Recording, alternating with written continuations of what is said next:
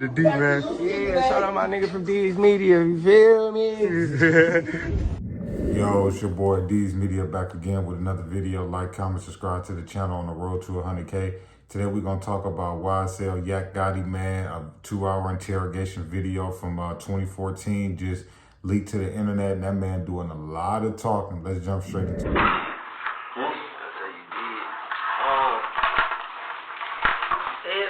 Everybody cordial. I don't want to say like we beefing or nothing like that. I still speak. But it's like I said, I used to find myself in a lot and people wanted to help me. Like, you know what I'm saying? Like, I find myself in too much. So it's just like, Let's say your prayers, man. Say your prayers over your food. Mama thought you better than that.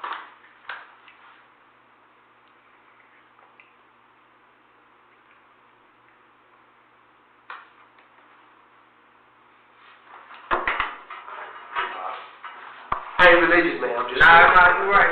That's the right. Because when you slip here, all of a sudden you start choking with your food. That's right. Yeah, but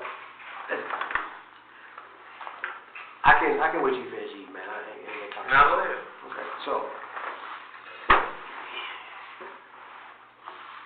you just said to me you don't want people to get it twisted that you have a beef with them.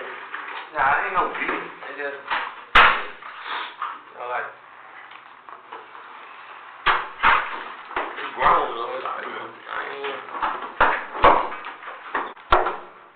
what was going on, that wasn't my altercation. It wasn't my problem. I ain't personally getting into it with Ilf or Kel or none of them.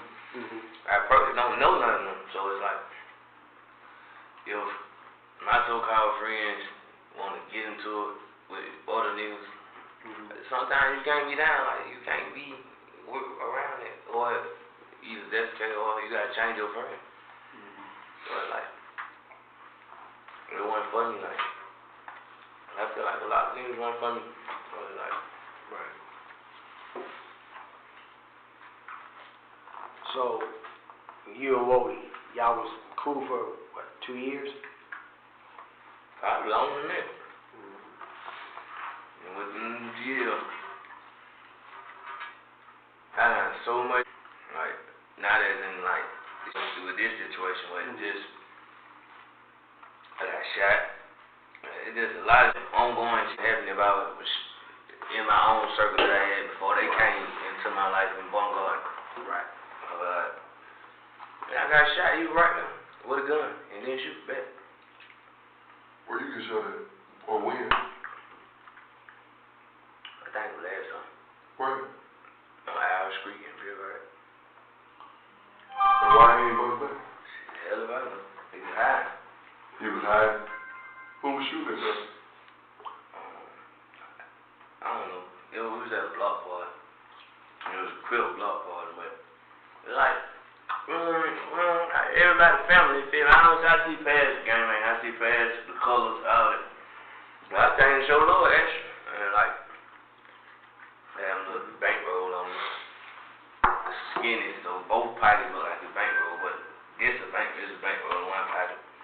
I guess the nigga was trying to fly on me. And they was walking up. They walked up right 4 deep. And they like, I can tell they weren't from here. They had some big church, like 2004 type. Come to their knee. So I'm like, damn. So by the time I seen them walking up to me, I'm like, what's up, y'all like? They ain't say nothing. They walked past me. With little do I know, they had already spread the block, and I already had them picking. So by the time they walked past me, I'm like, well, y'all like? And I said it again. Woody, Shannon, some more fellas walked through they walked through the cut. But they had done called my phone, but I ain't answered. So they were like, yeah, I knew we found you. So I looked. I'm like, y'all watch them. Y'all just playing, watch them. Right. And this thing you know, it's just a whole bunch of shots. So they wasn't even trying to rob me? I was, but it's like, I was not surrounded, but it was like other people around me. So they couldn't really just, they walked up on me though, but they couldn't just, they probably had no angle how they wanted to have. Did they even say like get up or? Man, they ain't say nothing. Nothing but shots. Fire. And at that time, you No. Woody. I said, watch them. All these bad pull out their gun and don't shoot. Everybody pull out their gun. It's like a draw like. What? The rights. You know, last time we spoke, you waved, but today's a different day. Okay. Same as before, just a different date. Marie still read it to you, that you read it yourself, okay? And you know nobody trying to wrangle you into something. Basically, this is a waiver of counsel. Next to you, I'll slide over to you, brother. Basically, it says waiver of counsel by defendant in custody. It says, I, Diamante Hendricks, your date of birth is 11/21/1992, right? Guess say yes or no. Yeah. Okay. Have been informed by the undersigned law enforcement officers prior to being questioned by them that I'm suspected of the offense of murder, 16-5-1. That's the Georgia code. Okay. In Fulton County, state of Georgia, on the 10th day of January, 2015, and have been informed by them of my constitutional rights as follows. Once again, no disrespect, just gotta ask, what's the highest grade of education you completed? 12. You graduated, right?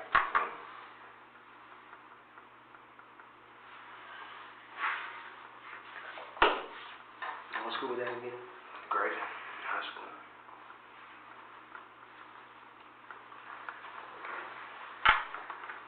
As I read 1 through 5, if you don't understand it, I'll try to explain to it best I can, okay? 1, that I may remain silent and do not have to make any statement at all. You understand that? Yeah. Okay. 2, that any statement that I make may be used against me in court of law. You understand that? Yeah. 3, that I have the right to consult with an attorney before making any statement and to have said attorney present with me while I'm making a statement. You understand that? Yeah. That if I do not have enough money to employ an attorney, I have the right to have one appointed by the court to represent me, to consult with him or her before making any statement, and to have him or her present with me while I'm making a statement. You understand that? Yeah. That if I request an attorney, no questions will be asked of me until the attorney is present to represent me. Okay. Go ahead and continue. And you do understand that part? Yes. Okay. After having my constitutional rights explained to me, I freely and voluntarily waive my right to an attorney. At this time, Mr. Kendricks, do you freely and voluntarily waive your right to an attorney to talk to us? No, we can talk. It depends on the child. Okay. As before, anytime during a conversation you don't like it or whatever, you just say no. No? I want to talk with an attorney here. Okay? All right? But for right now, you're willing to talk to us? Okay. Says, I am willing to make a statement to the officers. You are willing to make a statement, correct? Just to talk? Yeah. Okay, all right. I can, I'm going to scratch out through cannot, read and write the English language and fully understand my constitutional rights to an attorney, correct? I have read, I'm going to scratch through, have not read to me, because I did read it to you. This waiver of counsel and fully understand it. Yes? Okay. No threats or promises have been made to induce me to sign this waiver of counsel or to make a statement to the officers. Has anybody made any promises, threats, anything of that to you? Okay. All right. You go back to 1 through 5. You read through that one more time, and as you go, just initial right next to it.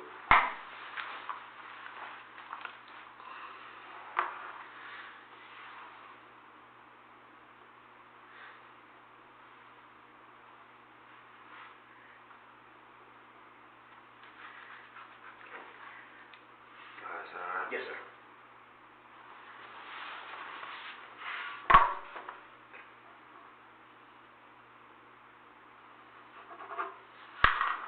The time is 12 noon. Okay. Today's date is 12th of October, 2015. All right. You need me to sign?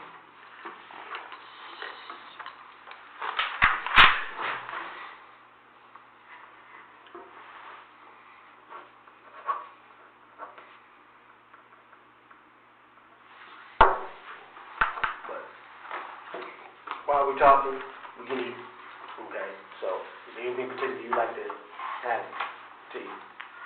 I mean, I can't make you a sandwich real quick, but we can go out and get you some. What would you like? Don't say no Ruth Chris now. We try to get your Whopper right. Yeah, that's cool. Whopper? Wings, yeah, man. Okay. I'm gonna let you take the dentist go and get it, and you and I see that. You gotta use the restroom or anything like that? Want any water? Yeah, water. Okay. I ain't gonna smoke no cigarette. Huh? I smoke no cigarette. Yeah, you can take care of one thing at a time, all right?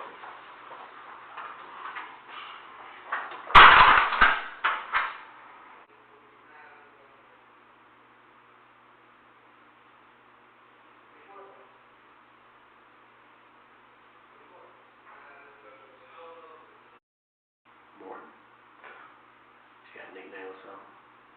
Bush.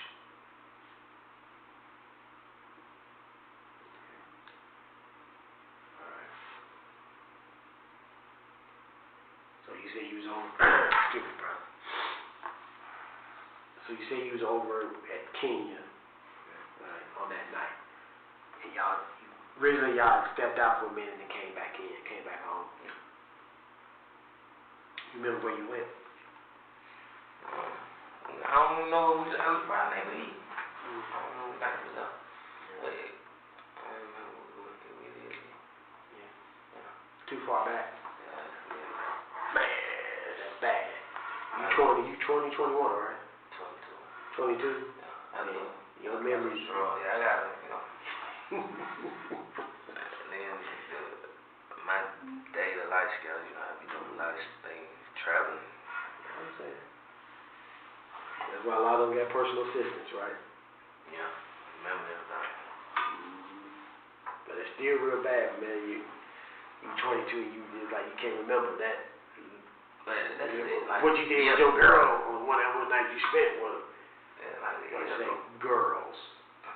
What of your girls? Okay. Yeah. Maybe that's the problem. Yeah, that's probably the problem. Alright. So let's chalk it up as too many. I can't remember what I did with that one guy. I try not to focus on one at a time. Right? Yeah. How many for? Let's keep it real, okay? Let's keep it real. Okay. Did Nar, Shannon, or Doo-Wop ever call you that night? No. Okay. Did anybody other than your girl call you that night? That you can recall?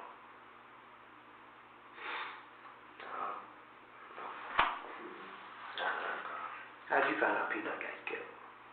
Through the street. Through the I street? think somebody caught a bush from West. I don't know who, but it just flowed through the street. Okay.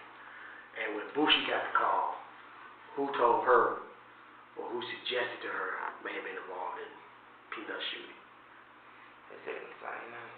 The same names? No, no shit. And Doo-Wop? Water. Roby, Ruth? But Doo-Wop never came up originally. Okay.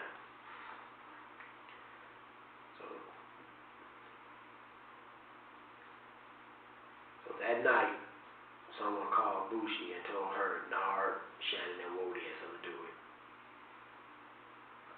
Did she ever tell you why they knew that those three was involved? No, it didn't happen like just like that night they didn't call him. They just said Nick died, and they ain't say such did. Okay. I ain't saying like that. No.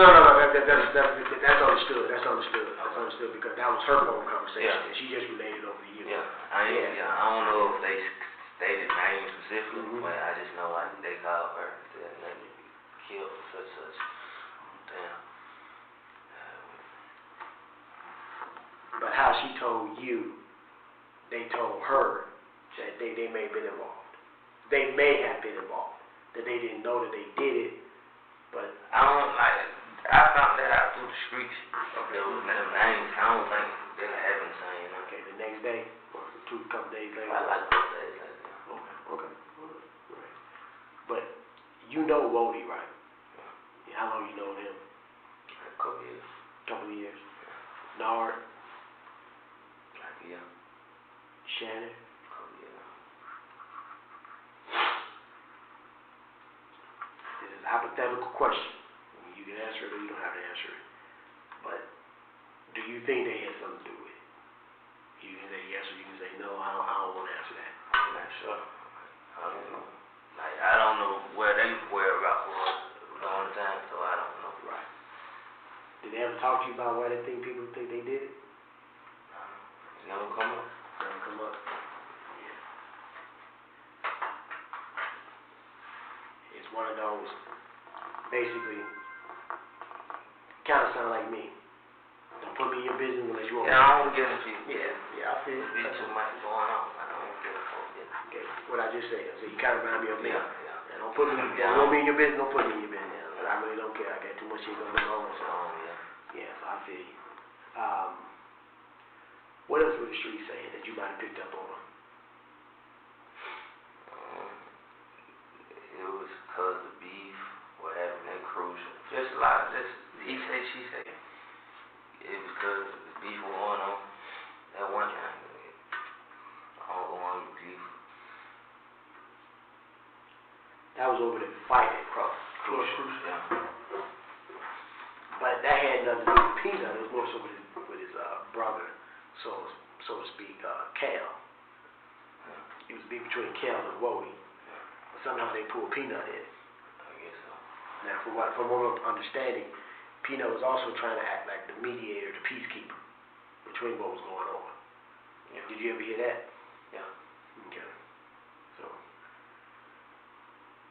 do you think they was whoever did it? Do you think they were trying to send a message to Cal? Right. That's what it sounds like. That's what it sounds like. Okay. That could be the only reason they could go ahead and like you say, he was the media. He was always the peacemaker, like between everything. It probably was like, is that what it sounded like? It was a message trying to be sent. I mean, you know, I've been doing my homework on this, so I know Nut, Peanut was just no ordinary down the street. Okay, we all can agree on that. Okay, there's no we agree to disagree. Nut was just no ordinary brother walking down the street. Right. Okay. Come on, man, you know that's contagious, man. Nah, that's why I did. That's cool. Well, you got both of them in here asleep. So, from what you know of Peanut, Nut, basically, who and what was he? Like, it's hard to explain. He like, not only the big homie, he said he was like a big homie on the street type. You know what I mean? Like, Nut wasn't there, like, if I needed something, and I went around every day, if he seen me hurt, or he'll come check on me, like, you need something, bro, you alright? Type. He was like, I don't want to say Godfather, but they just put like extra on the way. He was just like, he was a good dude. Yeah, he was a good nigga. Because, you know, basically, I believe that night, you know, all his little brothers, you know, they had kids or whatever, so he bought their kids shoes and clothes.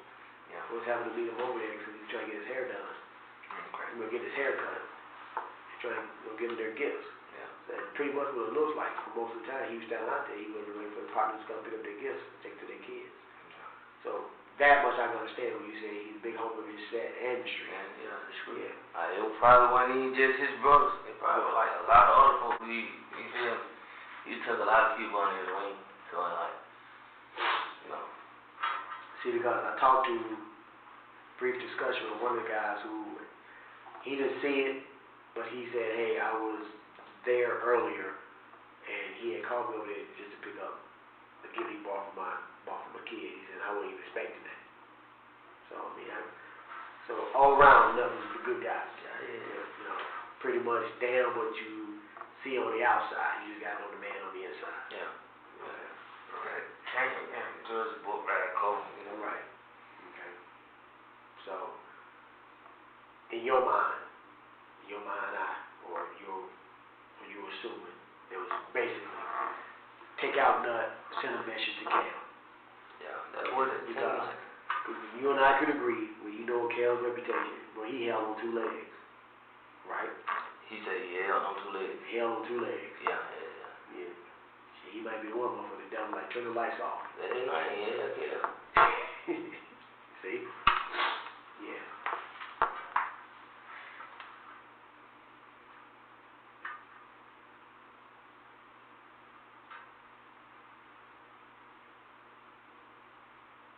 Anything else you can recall? I'm trying to find it to that night.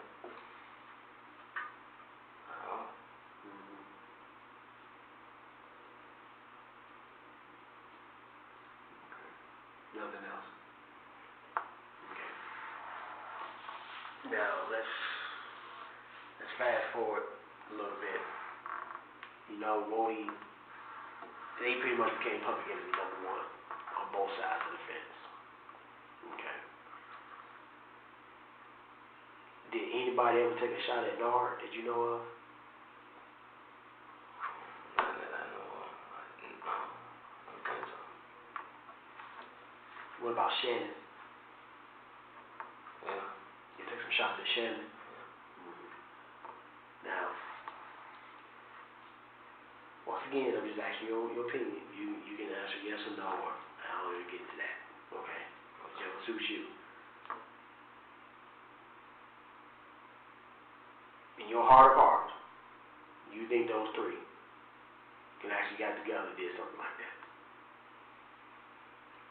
No, but it's possible. I don't know. Did they do it? But it's possible. What was going on? Right. But I can't say yeah they did or no they didn't. Did Gotti ever talk to you about what happened at Crucial? In depth? What was going on? No. I was at Crucial. Oh, you was there. You was there. I got locked up. Okay. Just wanted you to clear that. I was there. I was funny. I ain't gonna deny that. I was funny. Yeah. That's the respect I have for you.